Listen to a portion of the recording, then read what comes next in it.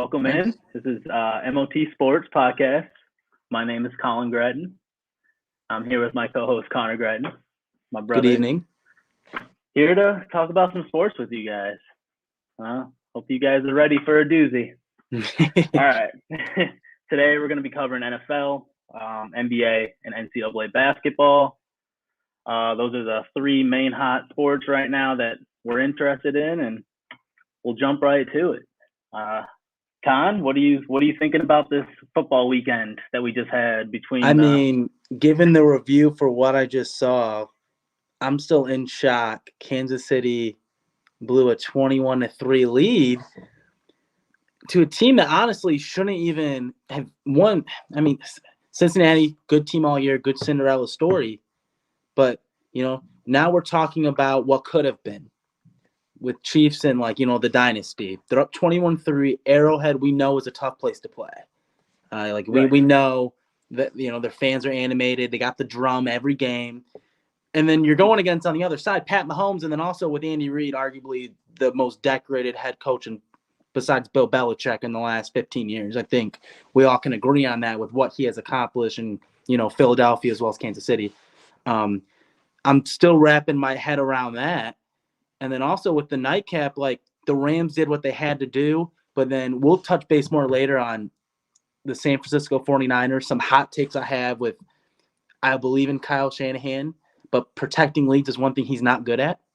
And then just some things like that, which we'll dive into later. But, Chiefs dominating the game up 21-3. They go for it on that fourth down, changes the whole complexity of the game. That's been on my mind all week. Right before halftime? Right before halftime. Yeah, I agree. More of the Chiefs' offense in the second half. They couldn't get anything going. 83 yards on the ground. Bengals just had their number, and it's just been the story of Joe Burrow right now. I love me some Joe Burrow. He is got the swagger. He's got that whole state behind him. He's an Ohio kid from Ohio. Believe Athens, Ohio, where his dad coached at. Were you watching the game? I don't mean to interrupt you, but you watched the game, and he just looks so cool all the time. There's not Always one moment composed. where he feels taken back by. He's very composed at all times. And that's what I noticed the other day. What the difference was just he was very composed in the big moments. When he had to make a big play, he made it. And it was just, we see another star growing before our eyes every snap in the playoffs. I don't think we would have said that 30 days ago when the playoffs began. Absolutely not. It would have been Josh Allen or Pat Mahomes going to the Super Bowl out of the AFC. Mm-hmm. So, that being said, so we're going to look at here. We got the Super Bowl coming up. It's going to be, a week and a half from now, Sunday the 13th, between the Rams and the Bengals in LA. Before we jump into predictions, stuff like that, what do you think about how do you think the Niners played? I want to touch base on them quick. Sorry, forgot to talk about them. I'm a big Niners fan. What do you think about Jimmy G? What do you think about Jimmy G? Looking at his numbers here, I'll read them off to you. I think the biggest thing was that dropped interception. It's that dropped interception. It's that. I think they're doing him dirty. I think they should bring him on for another year, give him another crack at it. They already want to kick him out of town. And just because the Rams have a really good defense doesn't mean Jimmy Garoppolo is a bad quarterback. Absolutely not. He was 5-0 against the Rams before that game. He can win the game. But Kenny, though, that's the second time in the last 3 years where I had a 10-point lead second half and I lost. Yeah. Can I win? The whole point is, part of it's play calling. They didn't go for it on that fourth down when they were at the 45. They didn't go for it, and they punted it. And you're going to give the Rams another shot at it when they've been unstoppable all playoffs. So, he got out-coached. But I think that it's not his fault. It's not Jimmy Garoppolo's fault. It's not. The team rallies around him. That speaks volumes to the guy he is and what he'll bring to the team. But he could go to Tampa, replace the old retired Tom Brady. I think they're going to look at bringing him in. He's a nice stopgap option for them. Just following Brady everywhere he goes. But, hey, Sometimes that's just how it is.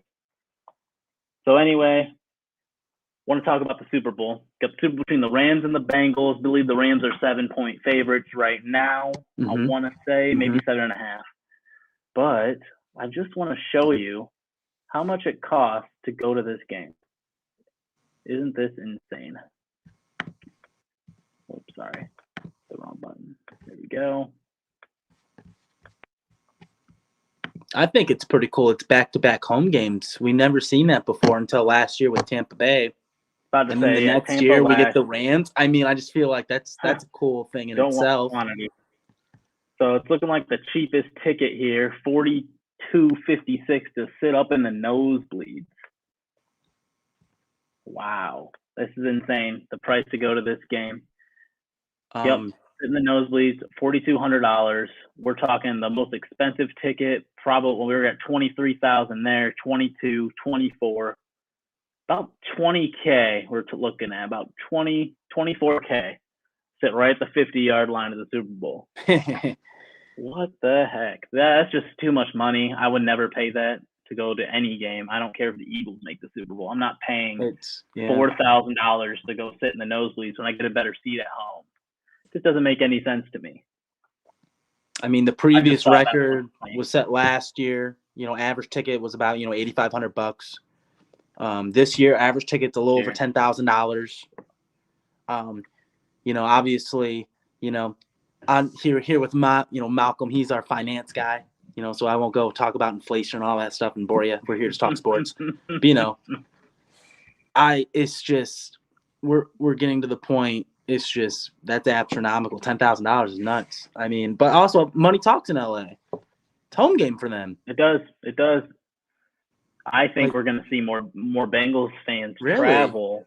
I mean, we'll see Rams fans there. I went out to LA after the Super Bowl. The day after the Super Bowl, they lost to the Patriots. When Jared Goff was their quarterback, they lost 17-3. 2018. I went 2019. And I went out there the day after, and it's like football didn't even exist that weekend. Didn't see any banners, nothing.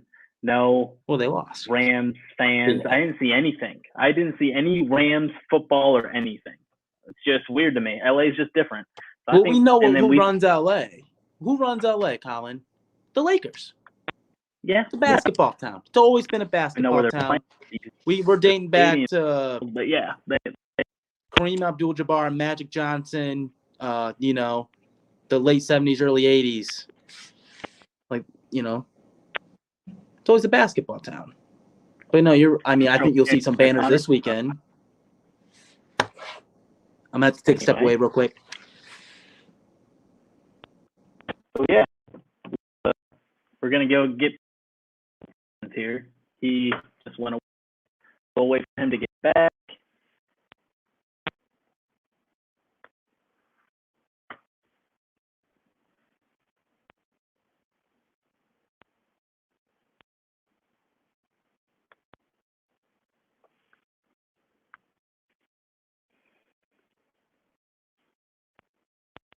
It looks like we've got 2 live viewers.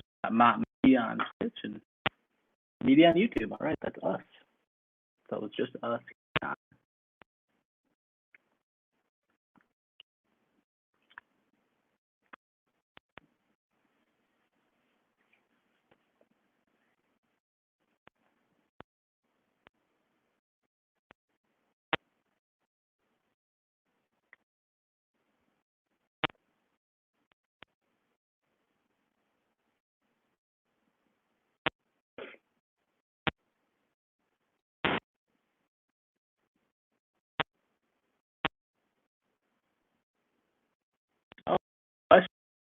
Need to find a new quarterback well, thank you for the question. To come back, I think he's back in, but I believe they need to find a new quarterback. Baker Mayfield's game. I mean, you see what Odell is doing in LA. No reason that he couldn't have done it with Baker. Baker just wasn't giving him the ball.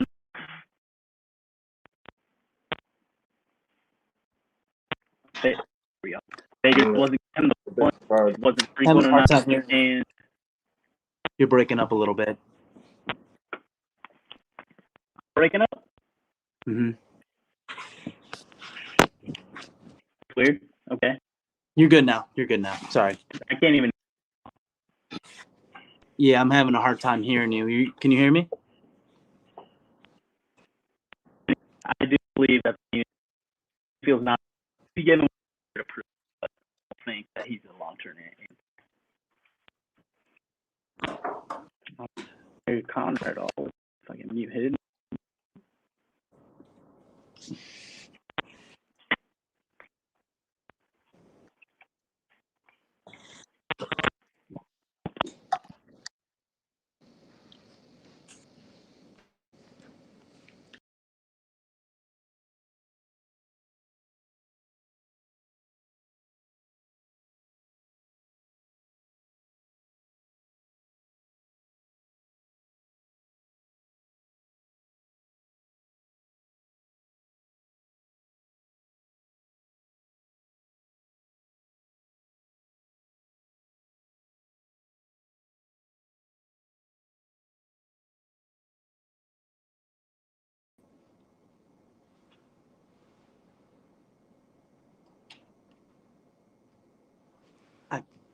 Your mic's muted.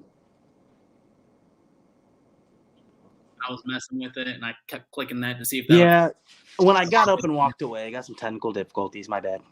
Yeah, you're good. I was just wondering what was going on. All right. But the Browns quarterback. That's on my mind. Nick, yes, they need a new quarterback. I was saying, look how well Odell's doing in LA with Stafford. Mm-hmm. He looks born again. Mm-hmm. And Baker's just not the answer. I know he's a number one pick. He's going to get the benefit of the doubt more times than not. But he just holds that whole team back. And, yeah, he was playing injured this past year, but you got to learn how to play injured. You got to fight through that. And you just got to be better.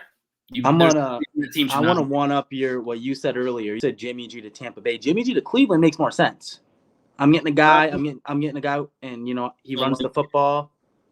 Jimmy G needs a good running game, good play action. A head coach that runs a similar West Coast scheme that Kyle Shanahan runs is Kevin Stefanski in Cleveland. I agree. I think that put together with the good offensive line, Browns have been winning games the last 2 or 3 years. It's a winning culture, good identity, good defense. I think that's a seamlessly fit. If San Francisco decides to move on from Jimmy G, which you don't trade up to number 3 to get Trey Lance to sit him 2 years. I feel like you have to make a decision. I feel like the offseason they'll have to make a decision on who they will. They're going to trade him. He asked for a trade earlier this week.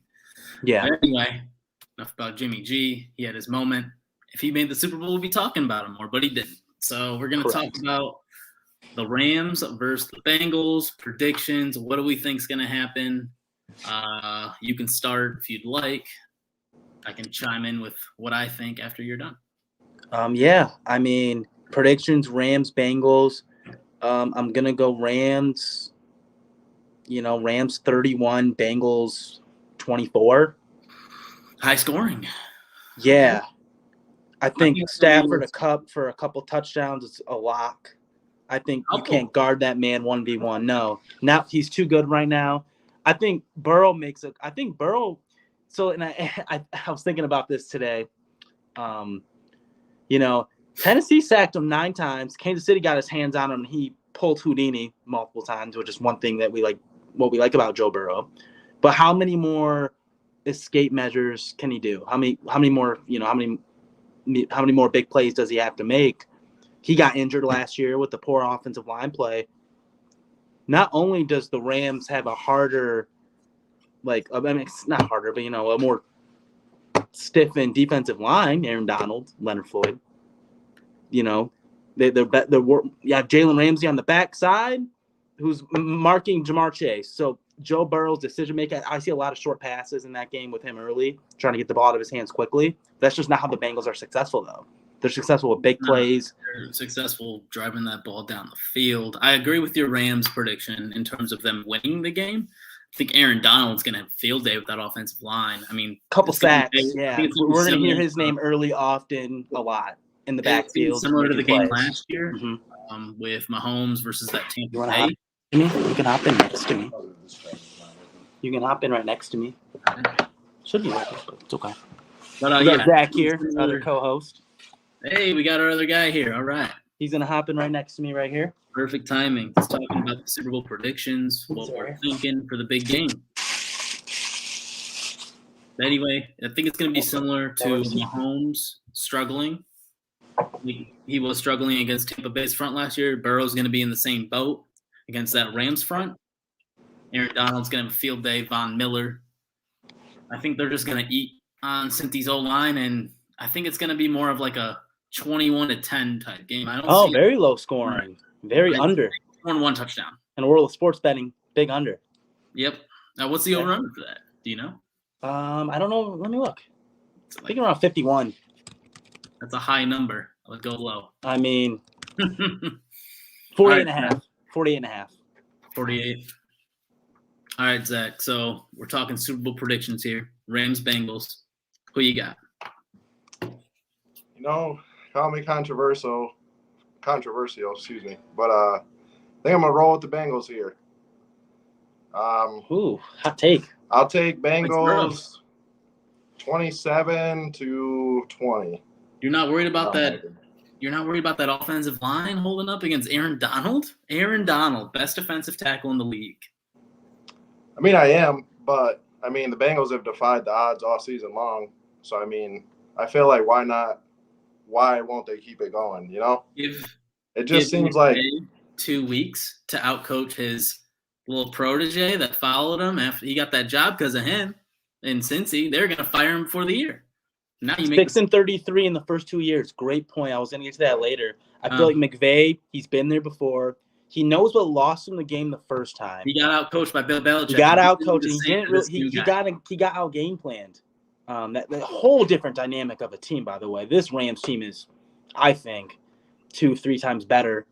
But they gave up so many assets. This is their moment. I gave up 2 first-round picks for Jalen Ramsey, 2019. It all started back 2019. We lost to Tom Brady. We got outplayed. We couldn't, we couldn't score. But let's go get a top corner. Why? Because teams were throwing the ball quickly against that defense. To get Aaron Donald at home earlier, let's go get a top corner, Jalen Ramsey. We traded 2 first-round picks. Let's fast forward. We traded last year. The Rams traded with the Lions. Traded for Stafford. We need a quarterback. Goff isn't it. Goff isn't it. He got us there, but he can't win the big game. Rightfully so. Let me trade 2 first-round picks and a third for Stafford. And now a midseason trade, Von Miller. I didn't talk about him either yet. That was the one guy I wanted to speak about earlier with that defense. I traded a 2nd or 3rd round pick. They're mortgaging their future for. Honestly, this is their one game. I just don't see the Rams losing. It's in LA. There's too many stars aligned for me to go against that. I like the confidence you have in Burrow. I think he's a star. I think, will he make it here again? AFC's tough. Mahomes, Josh Allen. That's a coin flip of a game. If they get another possession, we might be seeing Josh Allen and Burrow play last week. Justin Herbert's on the come up. Just he has more variables to get there. And I think that team's just younger than the Rams. They're here. They know what it takes to win. Their coach is ready. It's in LA. It's just too many things aligned for me. I appreciate the underdog pick. It's been the playoffs for the underdog. Cincinnati, the Niners going to Green Bay and winning. Rams were an underdog in the game against Tampa. Mm-hmm. Were the Bengals an underdog in their very first game against the Raiders? I don't believe it was very evenly split. It was with the Raiders. It was an even spread there. Pretty much very close. Maybe a couple points. It wasn't anything. 2 Rams, 1 Bengals. All right. Yep. I'm going Bengals because if you look at when the Patriots played the Rams a couple of years ago in the Super Bowl, Brady got the ball off quick, to try to neutralize that Aaron Donald pass rush. Von Miller coming in and stuff now since he's with the Rams. But I just think Burrow's going to be able to get those quick passes off to get them that, the short yardage plays. They're just, honestly, I feel like the only way they win is if they do, dink and dunk all but game. To who? You got Chase. They can do Chase with short passes. I know. I see Jalen Ramsey shadowing him. T. Higgins, I think, is going to have a monster game for them to have a chance to win. That's my X factor for Cincinnati in that offense. Joe Mixon will need to be involved too. But T. Higgins, we didn't hear a lot from him on Sunday. He's the one guy that creates matchup problems 50-50. If I have a 3-step drop, I'm throwing the ball down the field. It's a 50-50 to him on a high point. Because Ramsey's going to be guarding Chase. We know that. I think T would have a big game. T. Higgins I think them trying to be creative to get Chase the ball will take the Bengals out of their rhythm. We saw, I feel like they're not going to force, but Ramsey's that good to take them out of the game plan. Someone else is going to have to beat them. Uzama getting hurt last week really hurts the Bengals in that philosophy that you have with them winning. Get the ball out quick, safety blanket. I don't think we saw on the first third down of the game. Who did they go to? Uzama. He's not going to be a guy that decides no. He's not going to be his guy that decides the Bengals live or die. I know. I'm not saying. I'm just saying. Who? This guy. I don't know. I'm all in on the Rams. You brought him I could see Tyler Boyd having a big game. Like he's the guy that'll be the dink and dunk receiver. Yeah, the Rams secondary is weak. They got Eric Weddle, 40-year-old veteran. They signed him off the street 2 weeks ago. He got snaps last week. So the way the Bengals are going to have to do it is, beaten. Then they're beat up. They're going to have to beat up their secondary and hopefully rely on some big plays by their playmakers. And hopefully their defense just neutralizes Stafford. That's what you got to hope. But I think it's going to be an entertaining Super Bowl. Even though it is in LA, I think the Bengals fans will travel. We mentioned that earlier. We did. They will. And I think we're going to see a good game. I don't think it's going to be like last year where it's like a big blowout. I wouldn't be surprised if it is, but I don't think we're going to see that. I think we're going to see a little closer game, and Burrow's going to show everybody what he can do. So, don't sleep on that Cincy defense. The Cincy defense has really been picking it up. Mahomes. Yeah, you're right. They held them to 3 points the whole second half. Chiefs. They did, and they only took them going down 21-3 for them to wake up and turn it up, but they did. Right. I feel like if they get pressure on Stafford, that can cause some problems for that Rams offense. They're still trying to incorporate Cam Akers back into the rushing game, stuff like that. Yep. So I like Cam Akers. It'll be interesting to see. All right. So we went a little bit over there on the NFL talk. Sorry about that. We're going to shift focuses here. We're going to go. So at the beginning of the show, we said NFL, NBA, NCAA. We'll kick it off with some – what we want? College? Want to kick it off with some college here? That's cool. Okay, let's do it. All right. So I'm going to share my screen with you guys. First, I want to talk about – I know I've been focusing on in the articles that I've been writing on the Indiana basketball around the Indy area, IU, Butler, and Purdue are my main 3 teams that I've been covering. What have you guys thought about the Michigan basketball going on up there? What have you guys? We know how you feel about that. We know how you feel last week. Does Tom Izzo have it again in him? That roster's playing hard for him, man. Michigan State looked like a completely different team than what I saw earlier in the year when they played. I believe they played Duke in the first game. Was it Duke? Kansas? They played Kansas. I'm sorry. They played Kansas first game. They looked like a completely different team last week. And I think they're going to make another deep run in March. I don't think Michigan will make the tournament. Johannes has too many holes to fill. It's a rebuilding year for us Wolverine fans. Rebuilding year for us. We talked about that earlier this week on too many freshmen in the lineup. Not enough shooting. We going 0-12 from 3 isn't going to cut it. Right. Against a defensive team as Michigan State. I have Michigan State right now on my 3 line. I think that's pretty accurate. So does Joe Lunardi. Bracketology guy. Got him. All right, I like it. We got really playing for March. I think I see them if they get the right matchups, they can make another deep run. Well, we've been focusing on the Big Ten. It looks like we've got how many teams here? We've got Purdue, we've got Wisconsin, we've got Michigan State, we've got Ohio State, we've got – is that it for the top 25? Wisconsin. Did I say Wisconsin? Wisconsin as well. What is that, 5 teams ranked? Oh, no, I missed Illinois. So we've got a number of teams ranked out of the Big Ten here.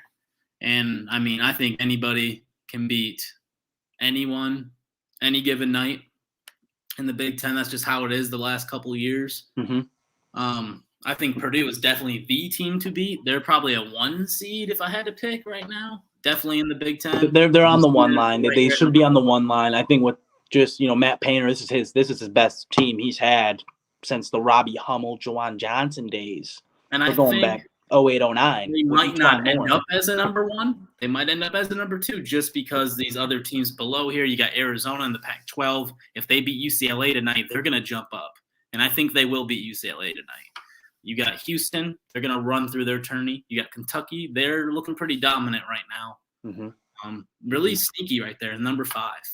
You got Baylor. Don't sleep on Baylor, even though they're going through a little bit. And then you got Duke. So I think Purdue is going to lose some games here, which will drop them to a 2 seed, which makes them even more of a sleeper for me going into the tournament because people are going to sleep on them. Oh, they're number 2. They're maybe even a 3 seed. They might not, people might take them for granted. They might think they're overrated, but they're just playing the best conference in the country. Right. That's just what I'm here to say about Purdue. I like them. I like them going into March. I like them probably making the Elite 8, definitely. Okay. I can't give too many predictions, so I got to see a bracket. Yeah, it's all about matchups, right? It's a matchup base. I think this year we don't have that dominant team on both ends. For last year, for me, it was Baylor. They had 3-4 NBA guys. Yep. They were just too dominant on both sides of the ball. This year, it's open season. In my opinion, I don't think there's one team that can just walk their way to the Final Four. If there is a team, it would probably be Gonzaga, just because of Gonzaga or Auburn. Those would be the 2 teams. I mean, 1A, 1B. I think they're both really skilled. But at the same time, I feel like it's going to be a crazy March Madness. I think it's going to be a lot of upsets this year. Oh, yeah. A lot of upsets. Definitely. A lot of mid-majors. With the transfer portal and everything like that, it opens up the door for all these teams, even the playing field. And we saw that with the Wichitas in the last 5 years. Texas Longhorns down here, Zach, 23. They're creeping. Yeah, it's just unfortunate, man, because they started the season off so well. And they did. They started off so, ranked, in the upper echelon of, the elite teams, and then they just fell off. But I'm hoping they can rebound and, finish strong before the tournament. Yeah, it's tough. They're integrating 4 or 5 new transfers coming in from all over. Yeah, and Chris Beard's still a new coach. He's still a new coach, which only his team where he left is right up here at 14, just plugging away. They just beat him the other night, I want to say, at home. Who's that? And then Shaka Smart, he leaves Texas and goes to Marquette. He takes over 10 incoming freshmen, youngest team in the country, and they're sitting here at 24. They just beat Villanova last night. They swept them this year. Villanova's sitting up here at 12. Love Marquette going into March. Shaka Smart knows what he's doing. I love Marquette. I mean, I didn't like them to start the year, but they're just – you can't argue with what they've been doing. They just keep winning games when they should not be winning games. Right. I like it. And then obviously everybody likes Auburn. They're clear top favorite playing down there under they got Bruce Pearl's down there. Bruce Pearl is down there still, violations and all. I'm just kidding. He makes good teams with those violations. I don't care what he says. So he can freaking go into Aaron Kraft's house and give him a car. I did hear about that with Tennessee when he was at Tennessee. When he was at Tennessee, yeah, he did some things. No, they're a good team. Jabari Smith, that's the player to watch. He's the best player in college basketball this year. Yep. He's arguably the top prospect going into the draft. He's a 20-10 walking guy. I like Jabari Smith. Great guy on both ends of the floor. I like Gonzaga. They're not as strong as last year. It's hard to replace those Kispert and Ajayi and Suggs. Yeah. Jalen Suggs. Yep. It's hard to replace those guys. But yeah, I think it's wide open. I mean, you got 1 through 10. These guys can all beat each other any given day. Don't sleep on Wisconsin either. Right. I was just about to say Wisconsin's been playing really well lately. They have been. Johnny Davis is going to be a lottery pick for them, and he was a no-name coming into the year unless you're like a college basketball nut, I mean, he was on the U.S. under-18 national team. Exactly. Well, he was on the FIBA Worlds. I mean, he was good. I mean, who knows that, Zach? Why does he know that? Oh, this guy, I don't even know at this point. I can't even begin to come up with reasons why he does what he does and knows what he knows. Right. Tell me. Hey, don't sleep on Providence, 18-2. They're sleeper in the Big East. Yeah, we know you like your college basketball, Colin. I do. I love my college hoops. We're gonna wrap it up here. We'll as we go through more episodes here in the next month, we are going to bring college basketball up more and more as we get closer to the conference tournaments. We're gonna put a bracket up there too. We're all gonna make our picks, and it's gonna be fun. We're gonna have a nice little college basketball episodes coming up. So we'll do specifically ones for March. I think it's one of those things where I talk about it at my job.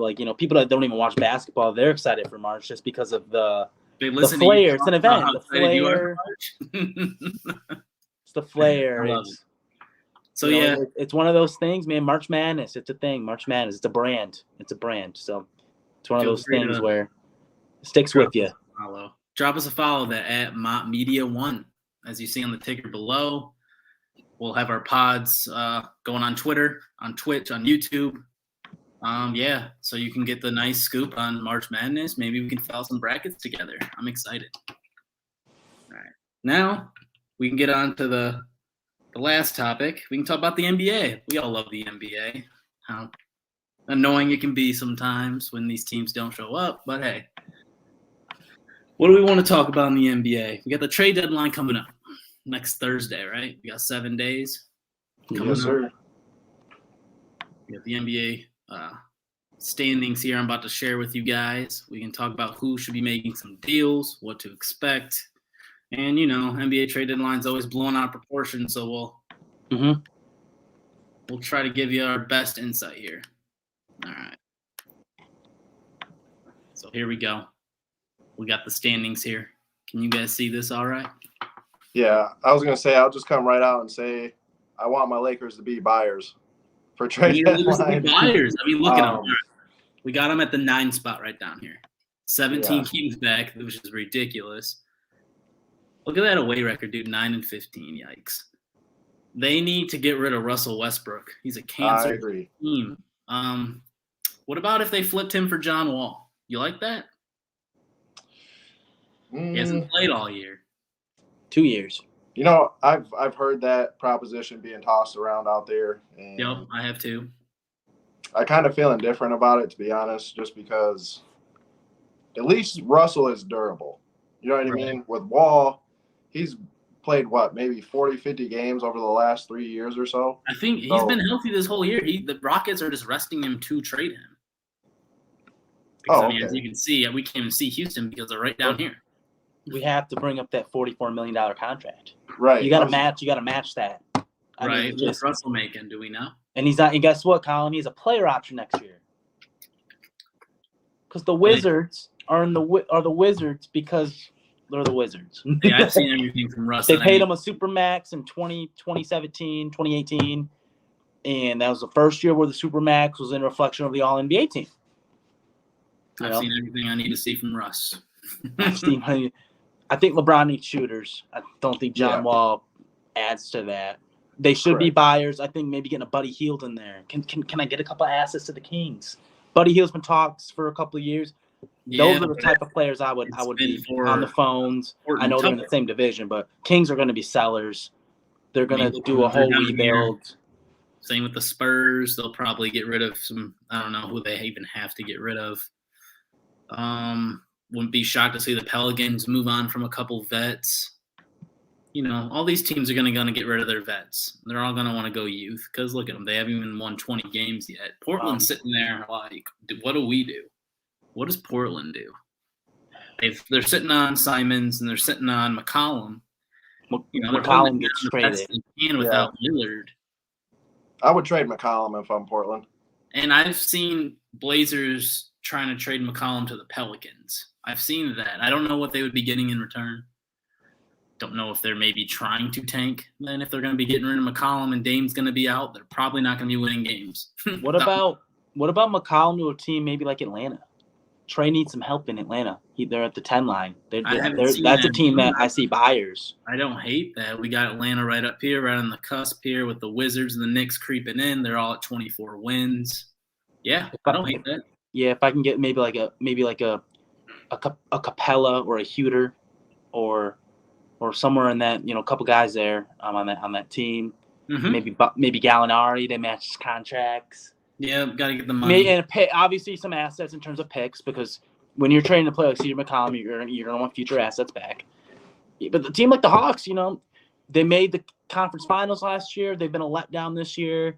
They don't want to go back to the mediocrity because it's hard to get back up to being, in the East where there's at least, 4 or 5 teams I can see make a run in the playoffs. Right. This year. I like that move, but I was going to say I think something I like better for the Hawks would be if they were to contact the Celtics and try to acquire Smart. Because Smart. I feel like they already have the offense with Trey in that backcourt. Now they need somebody to pair with him that has that defensive capability, such as a Marcus Smart. Yeah. Somebody who's a stalwart on defense. I mean, you know what I mean? Okay. Maybe 111. Maybe Marcus Smart for Collins and a couple other assets thrown in there. If I'm the Hawks, I'm doing that just because I feel like they should prioritize on improving their defense. I like if they want to take that deal next from both step. Sides. Yeah. I like that deal.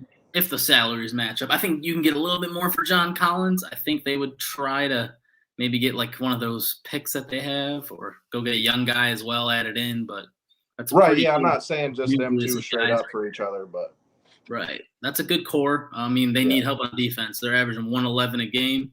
And you see, actually, the Celtics are second lowest in the East, 104.6. Cleveland's got the best defense in the East. Nice surprise there. But yeah, another big trade rumors. What do we think? Is Philly going to move Ben Simmons? They're going to move him to the Kings. I've seen him move him to the Mavs. I've seen a lot of scenarios here with Ben Simmons. I don't think anyone wants that circus until the offseason. Right. That's my personal belief on it. Morey's holding off for Harden. That's what he wants. He wants James Harden. For some reason, he's stuck on Harden. Even though you can't win with Harden, but he's stuck on him. And Harden in a big is what we never got to see in Houston. We always got to see him next to a good guard like Chris Paul, Russell Westbrook. We never got to see him with the true a Dwight Howard that wasn't the same Dwight Howard. But if he can't win with Kyrie and KD, I don't want to hear it. All right. I mean, with KD out this year, then we have Kyrie also. I'm not talking about this year. I'm talking about when we get to the playoffs and when they get knocked out. Because all three of them were going to play in the playoffs. Kyrie's going to be playing on road games. Yeah, we'll hear that. 50% of Kyrie, I mean. That's still better than 0% of Kyrie. And you better win a couple games at home then. Yeah, I don't believe Philly moved Simmons by the deadline just because Morey has such a high asking price for him. Correct. And so he's not just going to give him away for nothing, Right. And then Sacramento's even came out recently and said that the asking price is too high for their liking. So if it's not with the Kings, I don't see any other team being an immediate favorite to be the landing spot for Mr. Ben. Right, we'll wait for the summer. I mean, I've seen his name pop up, and I've also seen like Sabonis for the Pacers pop up. Looks like Indiana wants to get a package like the Bulls got for, like the Magic got for, was it Vucevic? They want a young big and 2 first-round picks. That's what they got for Vuce. They've got Wendell Carter and then a 2021 one, and then a 2023 one. So they're looking at that kind of package for Sabonis. I think it's going to be tough right now to get that, but that's another hot name on the seat for the Pacers. I mean, we're looking at them 1934. They should be lower. They're really bad. It's really, really sad times here in Indianapolis for the Pacers. The only couple teams I see that would match that would be maybe like a Memphis, Steven Adams and some picks. But Steven Adams doesn't fit what the Pacers are looking to do. They don't want to get a young guy. They're doing a cap dump. I just don't see Sabonis being moved. I'm going to get that Onyeka Onwenu from the Hawks and a couple picks and then just rebuild. Here you go, Hawks. Have Sabonis. see what he can do with John Collins and Trae Young. Right. Yeah. Interesting proposal. For the Pacers, man, I think they should definitely try to keep Sabonis. I mean, depending on what they can get for him, because I feel like he's by far their best player. I'll say they're trying to get rid of him. They're trying to get rid of Miles Turner, Karis LeVert, Malcolm Brogdon, any guy that's old. Yeah, I mean, I would totally try to move Turner, Brogdon, and Karis LeVert even, but I feel like if I'm Pacers, I'm keeping Sabonis just because he's kind of like a Jokic and a Vucevic in the sense of like they're all around big men. Right. They can shoot, they can post, they can defend to a degree. They're not going to kill you with turnovers. Mm-hmm. They shoot good percentages from the field, free throw. Yep. It's not easy to replace guys like that. So I mean, but if they wanted to go in straight full rebuild mode, like you're saying, and just tear everything down and start over, I get that. But I'm still, if I'm the GM there, I'm keeping Sabonis, and I'm contacting Charlotte for deals involving Turner because I feel like Charlotte really needs a center like Turner. Dude, that would be a great landing spot for Miles Turner. A little 3-and-D stretch guy that could fit next to LaMelo seamlessly. Look at those points against per game. Oklahoma City needs a big. They need a solid 5-man. It's a lot of points. Turner, nice rim protector. He averaged the most blocks in the NBA last year. Him on the Hornets would be great. That's a great fit. Mm-hmm. Mm-hmm. Yeah, but also I'm not going to give up. But I would like to see Bamba possibly traded to Hornets as well if it's not Turner. Magic aren't going to be moving anybody with this 12-win. They're going to be moving guys like Gary Harris, Terrence Ross. Freeing up cap. Yep, freeing up cap, getting some young guys more burn, evaluating the talent. That's what tanking teams do. Right. Same with the Pistons. They'll probably move on from like maybe Kelly Olynyk or something. Just send him to like a freaking Toronto or something. He's Canadian, right? Throw him up there. See what happens. Now, do we think Tobias gets moved by the deadline? Tobias from Philly? No way. Yeah. They're winners. They're third in the East. Why would I move Tobias? And they're 1.5 games back from the Bulls. I mean, we can talk about this Eastern Conference. The top 6 is 3.5 games separating. Like, we're gonna have to keep an eye on this race for the number 1 seed. I only brought it up because they were talking about moving him and Simmons together. So I was thinking maybe if they can't move them both together because both their contracts are just that's a big move to make. Super expensive. I mean, maybe they just move Tobias and then wait to move Simmons till the summer. I mean, I don't know. I just think Tobias is too integral to that team with spacing, playing with Embiid. The chemistry. Still a really good contract, $16 million a year, good contract. I mean, I just don't see them moving Tobias. Yeah, when they're trying. I only see it if it's like a win. You can't. He has one of the more expensive contracts, I thought. I think Tobias. 16. I think it's like $30 million a year. Look at the West. You guys see the West right here? You got freaking Suns who are on a 10-game or 11-game winning streak.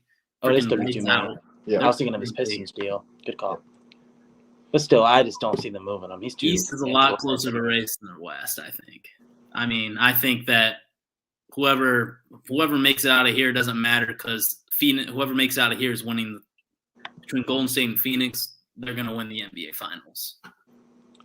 Yeah, I mean, I'm really liking the way the Suns are looking right now. 11-game win streak, man. The Suns are the hot team in basketball. Chris Paul is like Tom Brady. Yeah, seriously. He's like fine wine. You're right. Aging like fine wine. You should have seen a play he had last night. He takes it all the way down the court, and it's like it gives me that 07-08 Hornets vibes. He takes it all the way down the court and throws it up top glass. Mark Jones yelling butter. In his bag, all that good stuff. Other than fish grease. Just in his bag, and just you can. The confidence is there. They'll rest him down the stretch too. Once I think they'll get a larger lead. They're only 3 games up on the Warriors.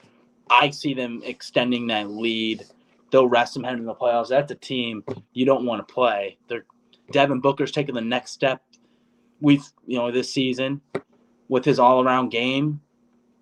Ayton is still there. Crowder, if they can maybe bring in another, give me, maybe a Thaddeus Young, someone like that off the Spurs. We got another question. Switch and play some defense. We got another question out here. Okay. What are some sleeper teams that can sneak into the 8th spot from both conferences? So I'm going to get the standings back up. Sorry, I pulled that away. Well, with the new playoff format, you got, as long as you finish as the 10th seed, you still get in that play-in. Yep. You're right. Yeah, the 7 versus the 10 and the 8 versus the 9. So that's why they're sectioning it off here, so you can see getting into that 6 seed's crucial. So maybe we should be fighting for the 6 seed versus the 10, but we can talk about both. Yeah, I was going to say, as far as the Eastern Conference goes, I definitely don't see the Pacers, Pistons, or Magic making a run, to finish the year. No way. I mean, Wizards were playing good earlier in the year, but they've kind of fallen off as of late. I would say them potentially. The Knicks are just too inconsistent for me to consider them. So, I mean, I would probably say the top 10 teams right now are probably going to stay. It's just the order's just going to shift a little bit. Mm-hmm. I agree. You asked me. I mean, I agree. I think I don't know what you guys think, but I mean, we're going to see the Bucks move up. We're going to see the Bulls move down. No Lonzo. It's going to catch up to them. Miami's going to just sit right there. They somehow have no-name guys. Max Struss, freaking Gabe Vincent. Who are these players? Pat Riley always finds these guys. They always win. Mayor Yurtsevin. Yeah, he did good in place of Bam. Yurtsevin goes from playing 35 minutes one night to not even seeing the floor the next. I don't get it, but they somehow keep winning games. So whatever they're doing, they're going to keep doing that. We got Cleveland, man. I love what Cleveland's doing. Look at that defense. Oh, man. 102 points allowed per game. Jared Allen clogging it up. Evan Mobley. They look like a good pair. Garland dishing. K Love somehow is balling. I don't know. He was mad last year. He's playing this year. So Cleveland's a team I think could be a buyer for another shooter. Definitely. It's gonna be someone. It could be an expensive deal on a team. Go get Gary Harris, man. My boy Gary. Maybe Gary would be nice for the Cavs. Maybe like a Doug McDermott from the Spurs, someone that can just sit in the corner. Have you seen his contract, Connor? 3-year, $30 million, I think. 3-year, $40 million. They overpaid him in San Antonio. You can always make money work in the NBA. There's always trade exceptions and everything. I just think they need another shooter. If they're gonna ever have a chance to beat Milwaukee, that's the cream of the crop in the Eastern Conference for me until someone can stop Giannis in a 7-game series. We didn't see it last year. Honestly, I wouldn't be shocked if we saw Brooklyn fell into the play-ins, and then we see Charlotte or Boston kind of creep up here if they go both. Boston's a hot team. They're looking to trade Schroeder. I was reading today they're looking to trade Schroeder. Brad Stevens is always gonna try to extend his value. With Tatum and Brown, you're gonna have to put some shooters around there. I think they're missing a true point guard. McCollum to the Cavs. Ooh, that would be interesting. Spicy. They got to give up something good, though. Yeah, I was going to say, I'm not sure exactly what they would give up. Fun fact, he's from there. He's from Akron, so. It'd be a great trade for them. The Cavs could beef up their team. I think their chemistry is so good right now. You don't want to mess with it too much like that. Yeah, it's unfortunate that they lost Rubio and then Sexton because. Man, I know, right? Imagine their team, how much better they can be. Exactly. They could be playing even better than what they are right now if they set those two guys healthy. But we'll scroll down here to the West. We'll talk about the West here because it's still worth mentioning. Even though Phoenix and Golden State are running away with the top 2 seeds, we still got 3. You always have LeBron James in the Western Conference. Right, and look at them. 9 seed. They're in a play-in right now against the Clippers. Imagine that game. Kawhi coming back, PG coming back versus LeBron. Man. Playing game's gonna have freaking a Western Conference Finals vibe. All those guys play. Oof. And for the West, man, you don't want to see the Clippers. Do not want to see the Clippers. If you are in the playing games, you're going to lose. Lakers need to make a move. For the West, I don't really see. It's really the top 9 teams is really what you see. But because Damian Lillard's out this season, the Pelicans didn't have Zion. The Spurs are the Spurs, the Kings are the Kings, and you have the Thunder and the Rockets. Being honest with you, if LeBron gets into a play-in game and they play the Suns, we saw that last year. We saw the Suns beat them, but it's just one of those things. You don't want to play LeBron in April, May. Right. Yeah, I have no idea who can make it in the West besides the top 9. You got like Colin said, you got Blazers there, Pels there, Spurs. I don't really see Pels or Spurs doing anything, but then again, the Blazers are without Dame. So is he playing again this season? He's out for the rest of the season. Is he really? I mean, they haven't announced it, but it's been looking that way. Reading reports out of Portland. He's saying he wants to try to come back, but he'll more than likely be shut down just because they have nothing to play for, Because, they might make a playing game, but are they going to do anything with it? Probably not. Right. So. Hot take for you boys. Pelicans are going to make a trade. They're gonna make an interesting trade next week. Zion's going to come back. They're going to get into the play-in. 10 seed. That's not even a hot take. That's insane. Yeah, I know, right? I mean, I don't think Zion is even conditioned to even play this year. April?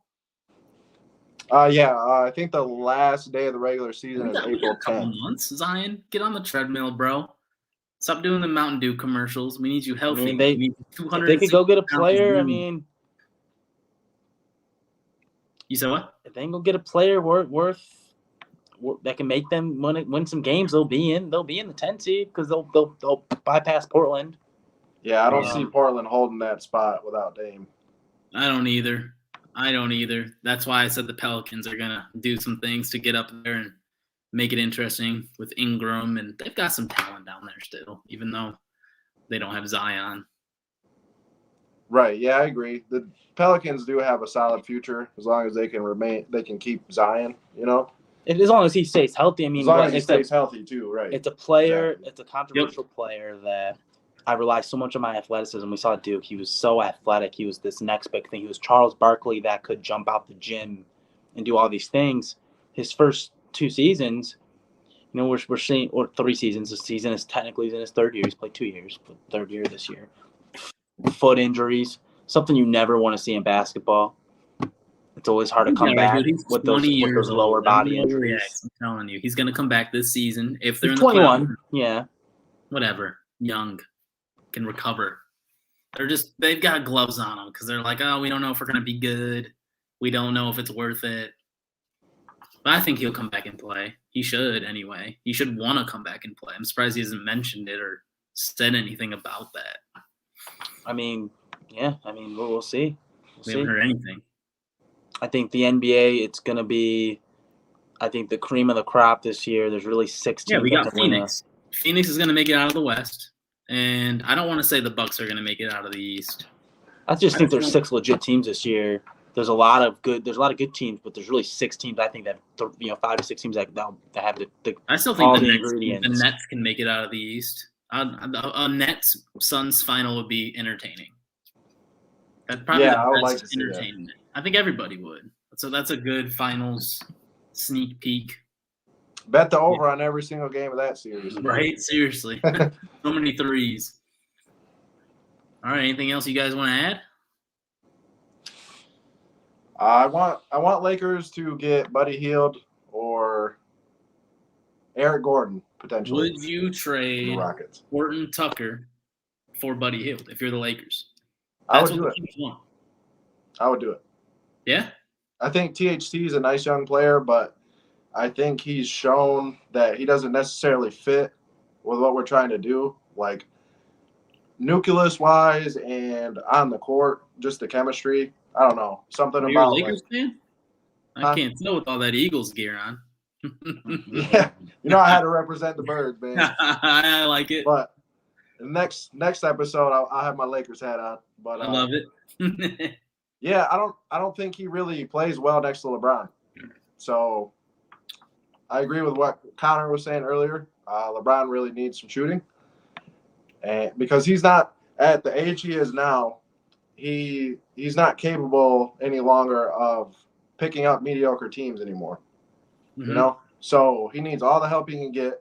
He really does. Different NBA, and correct. So this is the most skilled NBA we've seen, right? Because the game has opened up so much, which is something we'll talk about later. Revolves around shooting primarily. So yep. I think Buddy Hield would be perfect, honestly. And if I'm Lakers, I don't know. THT sounds good, but the Kings will probably want more than that. We don't really have a whole lot of draft picks to work with because of the Anthony Davis trade. So Pelinka's still the GM out there? Pelinka, yes. Is he? Mm-hmm. Interesting. Okay. So I like AD. AD's starting to ball right now. Yep. AD's starting to put it together. He just has to stay on the court. Exactly. I was going to say he's looking great in his return. You know, he just has that glass body. He's got to try to harden up a little bit. He really does. I wouldn't be surprised if they went and got like Schroeder or somebody. I know he played there. What did he play there last year? Last year, he turned down a $70 million contract. I don't think he's going to go back to Los Angeles, Colin. Oh, that's right. Yeah, he did turn that down, didn't he? Well, it's a bad take. Sorry for the 2 listeners. It's a bad take. Oh, it happens, man. This is the first episode. True. First episode, you know? Anyway. So thanks for sticking with us with the technical difficulties that we had. Connor randomly left the podcast. I don't even know where you went. I had to go get him. Yeah, I was going to say I'm having technical difficulties too. But from here on out, after this week, it should all be good. You'll probably see us all on separate screens from here on out. But. Yep, all on separate screens. We're all gonna have some spicy takes still. We'll have some NFL Super Bowl recap our next episode. We'll have some more NBA talk as the playoffs are coming to a close, and then we got the March Madness. Man, we're gonna have episodes on March Madness. Pencil that in right now, and we got some UFC. I won't forget about you. Yeah, I think we'll do like a special March Madness episode, but the couple days before, like usually we'll do Thursdays. You know, would be a nice night for our sports podcast. But you know, maybe a couple days before the tournament starts, we'll break down regions and really deep dive delve into it. Yeah, really deep dive and really get into that. As that's we'll get the brackets up.